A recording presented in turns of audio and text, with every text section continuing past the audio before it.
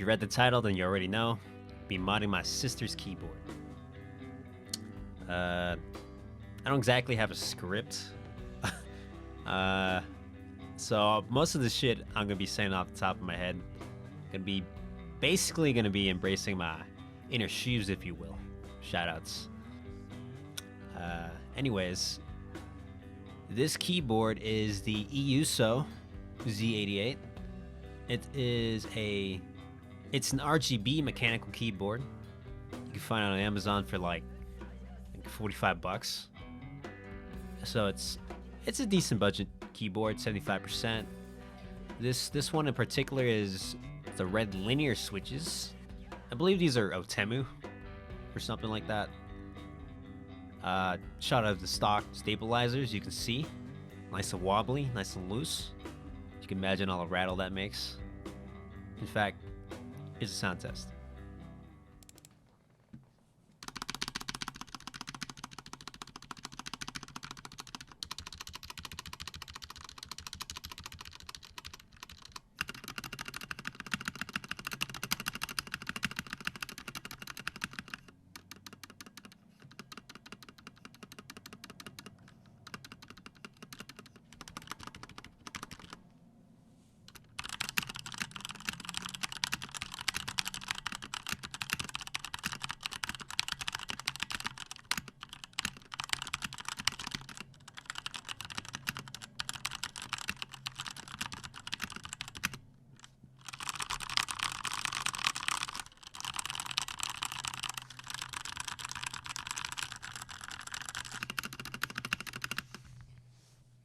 As you can see, it's straight trash. But we're gonna make it better, so. Big disclaimer before we start this video, or before we continue actually. I am not a professional at this. This is just a hobby. This is literally the third keyboard I've ever modded. And so I'm bound to mess up here and there, so feel free to let me know in the comments. You know, the only way I'm gonna know is if you let me know. You know what I'm saying? Yeah, but continuing on. So one thing I didn't know about this board was the fact it's hot swap, which is always a big bonus. Like you save like 10 to 20 minutes from soldering and shit, which I don't really have big gripe about soldering. Just saving that extra time is pretty nice. Less work, you know. But unfortunately for this board in particular, for some reason it's so hard to pull out these switches. As you can see here, holy shit, like it's really stuck on there. So I'm putting like so much force into pulling this thing out, and you know, at this point I probably broke a few, so you know, it is what it is. I can't expect much from a budget board.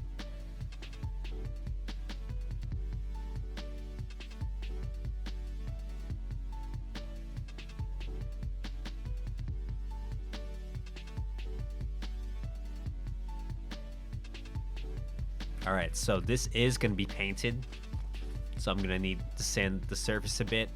I'm using about 600 grit sandpaper. 600 or higher, it's fine. You don't want to go too rough where you damage the surface a bit. You just want to scuff it up enough where the primer can stick to it. Whether you wet sand it or dry sand it, it's up to you.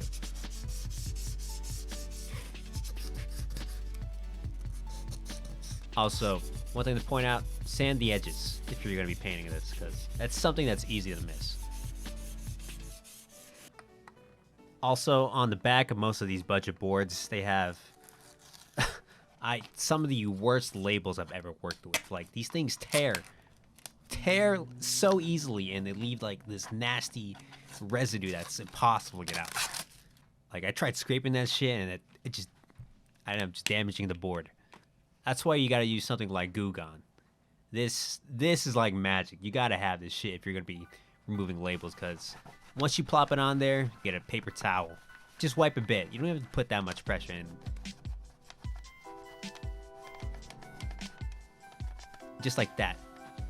The goo is gone. The goo is gone. Clean. Clean.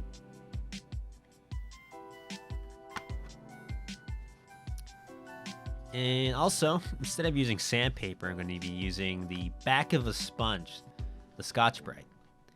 It's basically the same thing, but this is a lot easier to work with and has a bigger surface area, which I didn't do for the top plate because it just kept getting caught. So I figured whatever. Also, what I'm doing here is there's this shiny surface on the back of this case, which is essentially the protective coat that goes on top of the plastic. Basically, I'm just trying to scuff it up enough where it turns dull, as you can see here. Like the right side's super scuffed up. And that should be enough.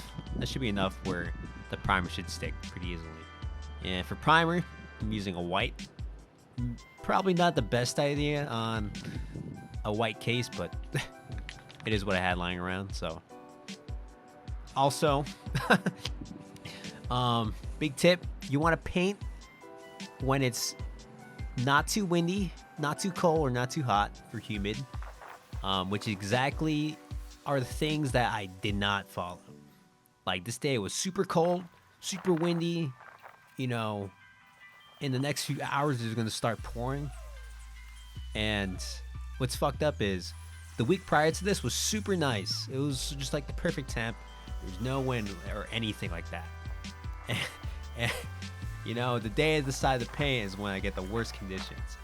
Like literally the next day it's just raining the entire week, which is awful. But you know me, I'm a terrible planner. As for here, gonna be working with stencils. It's pretty fancy. You can see it's the Bongo Cat. If you're not familiar with the Bongo Cat, you can find him on YouTube. So what I'm doing is I'm gonna be printing out a template and putting this or taping this template on top of a piece of vinyl, which I'll then cut out with an X-Acto knife. You know, most people who do this have this machine called a Cricut Cut, which is essentially like an automated cutting machine that you just like put it through, you know, precisely cut out the stencil that you want to put. It's super nice and handy. Like if you're gonna be working with stencils, you gotta have it nice and precise and clean. Otherwise, as you can see here, like look at my lines. It's like most of my cuts were like jagged and whatnot and deformed. So that's why I had to reprint this with like bolder lines, as you can see. Because that's a lot easier to cut, and you know the vinyl won't bend as much when I'm doing this. So yeah, it's the first time I've been working with the vinyl, so it's a process, but honestly, that looks pretty nice, you know. And here's some test samples I'll be putting on a board to see how it interacts with the paint. Gonna be applying 3 of these on the back. Got my sister's approval, so it's fine. One important thing you want to do if you're doing this, you want to make sure to seal it really nicely. Make sure that no air bubbles underneath, otherwise the paint will definitely bleed through. So that's just like a big tip. As for paint, the most dreadful part of this project, I'm not exactly great when it comes to color or painting, but you know, I have to do it, so I have to make it work. Since I'm gonna be airbrushing this, I gotta add some thinner to, you know, allow the paint to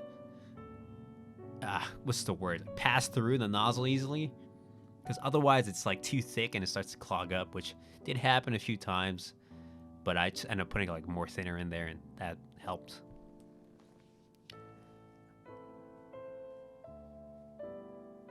Also, reason why I'm going with an airbrush, one and most importantly, I have just way more control over the paint. As you can see, this case in particular has a lot of like weird crevices that are pretty hard to get to. Say if you're like spray painting, like you can easily pull or, you know, fuck at the paint or somehow. It's just a lot more accessible with an airbrush.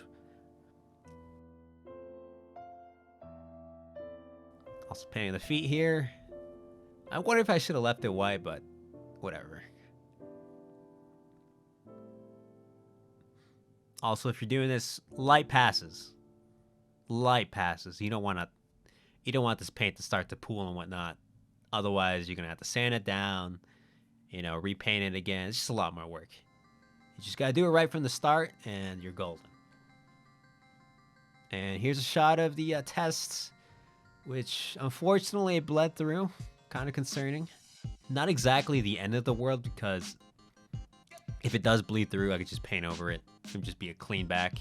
So it is what it is. As for the top plate, came out pretty nice, honestly. Like, there were some fibers on top, which I easily rubbed out, so it wasn't a big issue. One thing I gotta do is paint the back of it, at least the back edges, along with the edges here on the back case, because once I put it together, it's gonna show up if I don't paint it over it. So anyways, the big reveal. I'm tearing off the vinyl. And what do you know? Clean. This shit is clean. Look at that.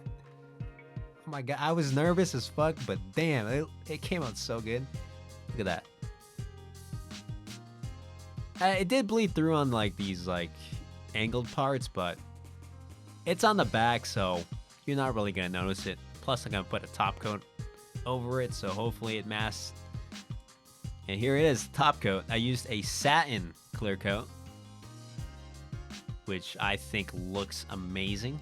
Look at that. Absolutely gorgeous. Look at that top plate. Look at that. Look at that. Ignore the spot over there, but look at that. pretty nice. As for the feet, as you can see, I didn't put much of my love and care into that. So, again, fortunately, it's on the back, so you're not going to notice it.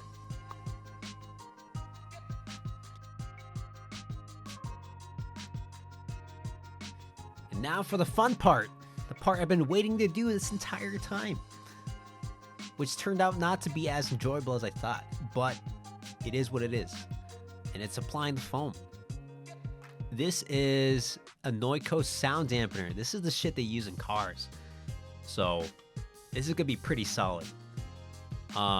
This idea I got from a fellow YouTuber by the name of Keyboard, so check out that guy. He has so many good videos. It's a lot more in-depth than mine. And he's always trying like super interesting things. So, give the guy a follow. And for stabs, I originally wanted to use Durox, but unfortunately they don't exactly fit onto this plate for some reason. I thought maybe the paint was creating a layer that was too much, so I tried filing it down, but as you can see, it still doesn't sit flush. So that means I gotta go back to the stock stabs. It's not the worst thing. Not ideal, but it's all I had, so I just had to make it work. So what I'm doing here is balancing the wire. Basically, this is just to help, you know, reduce any type of interference the wire may have with the housing. Also, it comes pre-lubed, which is kind of annoying actually, because I do want to do the Holy mod, which requires me to cut out a piece of Band-Aid and apply it into the housing. But with the lube there, it's just going to be impossible for it to stick. So I just had to clean it up. You know, soap and water. Pretty simple.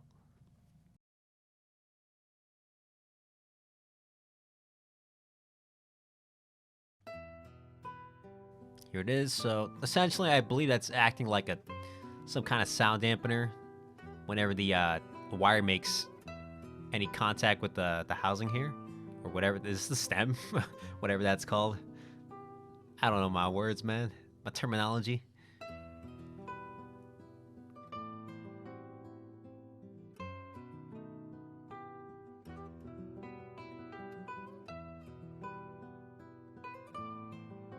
And, you know, for lube, Crytox 205G0, obviously. World's greatest lube. So I'm applying a really thin coat to the end of the wire here, which is okay. Also applying some lube where the wire makes contact with the housing. Also lubed a bit of the inside of the housing as well. Not too much. I don't want to over lube, because then if I do mess up, I gotta, you know, clean it up again, just redo it. Saves time if you do it right the first time, you know.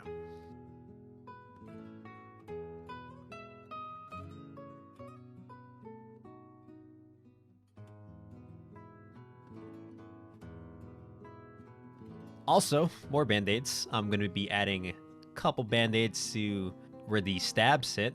This is just to help secure the stabs when you put it in, because if you do remember at the beginning, these were super loose and wobbly.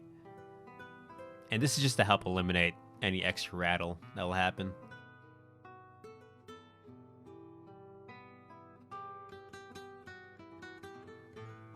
It's firmly in there, absolutely tight. Absolutely. As for switches, I'm using Aqua CS Ocean Blues, or whatever it's called. I don't remember it off the top of my head. But these are tactile switches with a certain amount of force. I probably put it on the screen. As for looping technique, I'm going to be using the Gazoo method by fellow YouTuber June Keebs. So definitely check that out. I'll link it down below. So the reason why I'm using this technique over traditional methods is, one, it's so much faster. Like, let's be honest, I'm super fucking lazy, so I figured this would be okay to do, because I think they're both tactile switches. I think this is intended for the U4Ts, so I figured this would be okay. And if not, I'll just go back and reloop it. It's whatever. I also film all my switches, which is unfortunately not the most ideal thing for this switch, because I believe the tolerances are so tight on this switch that if you put a film in there, the top housing will not latch onto the bottom, as you can see here. Like you just can't put it onto this plate for some reason. It's a good thing I put the film on only one switch to just verify if it fits, instead of, putting on 81 switches and then having to realize, man, I gotta open all these switches up because I filmed every single one like a dumbass. You know what I'm saying? Oh, wait. That's what I did.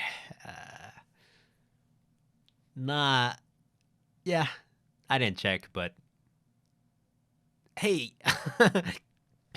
Hey, at least I knew about it at the beginning, right? I knew it might have been an issue, but I kind of sort of ignored it, praying that all my hard work wouldn't be in vain, which, here we are. Anyways, next thing I'm going to do is the famous Tempest Tape Mod. If you don't know about this mod, then you should by now, because this is one of the easiest mods you could possibly do. Literally, all you need to do is have a piece of masking tape, painter's tape, whatever is lying around. Don't use duct tape, because, if you don't like the sound, it's going to be pretty hard to take off. But essentially, what you do is tape the back of your PCB, and that's it. And it makes a huge sound difference. If you're curious about, the science behind that, I'll put a link in the video. I think, what's his name? Near Lucid does a pretty good job of explaining it. And essentially just like a low pass filter, from what I can understand. Correct me if I'm wrong,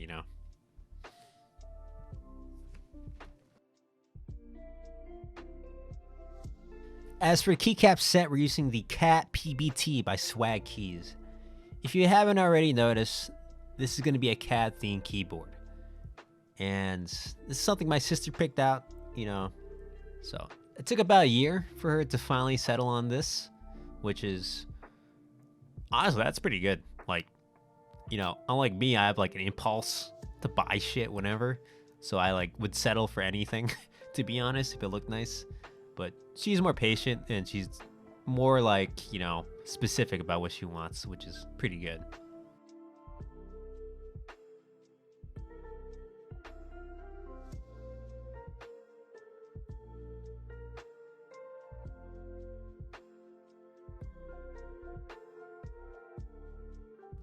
But most importantly, it's the novelties that she wants to see. And right there, look at that. Magic. How did I do that? How did I do that? Also, I do have to mention that this keycap set is cherry profile. And before you leave me in a fucking house fire, I do have a solution for this. Alright, so for all you viewers who don't know about this so there's an issue with the north-facing LED PCBs. And if you have a cherry profile keycap set, there will be a issue with the third row in which the cherry profile keycaps does not fully bottom out, so you would have this audible difference in sound, which is very unsatisfying.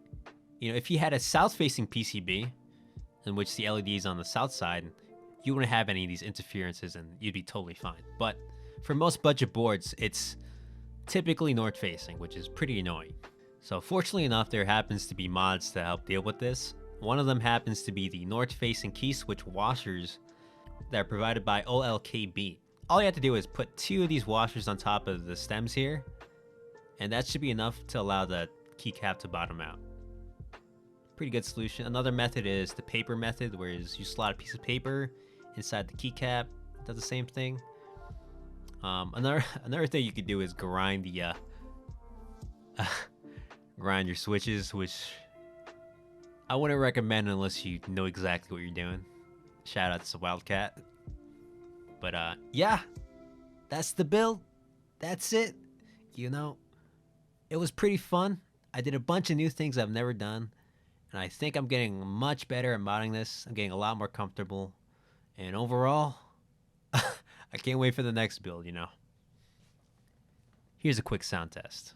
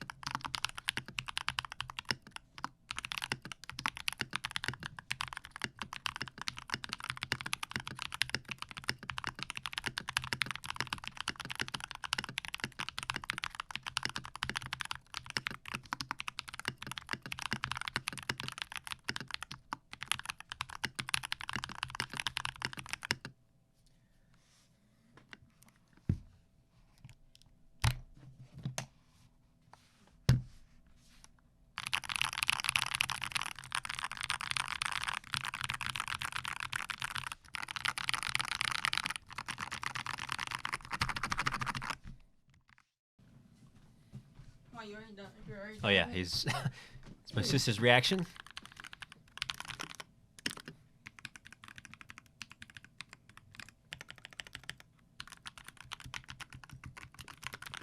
There ain't lights. You want lights? Oh, you gotta take Oh that my out. god. Yeah. Oh. Can you believe she wants RGB? Are you shitting me? Come on.